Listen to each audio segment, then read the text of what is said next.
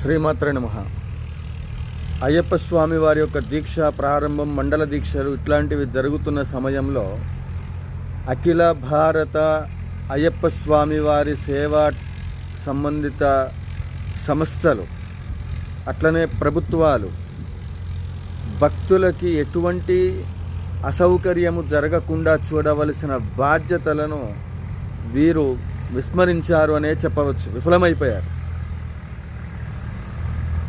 భక్తుల యొక్క రద్దీ కొన్ని సంవత్సరాల పాటు అయ్యప్ప స్వామివారి దీక్ష తీసుకున్న సమయంలో ఆ స్వామివారి దీక్షలోకి వెళితే ఎందుకురా బాబు దీక్ష చేయటము ఇంత కష్టంలో ఉండి అని ఇతరులు అయ్యప్ప స్వామిని విమర్శించే విధంగా వ్యవస్థలు తయారవుతూ ఉన్నాయి. ప్రభుత్వాలు దీనిపైన పటిష్టమైనటువంటి చర్యలు తీసుకొని, ముఖ్యంగా తెలంగాణ, ఆంధ్ర ప్రాంతం నుండి వెళ్తున్న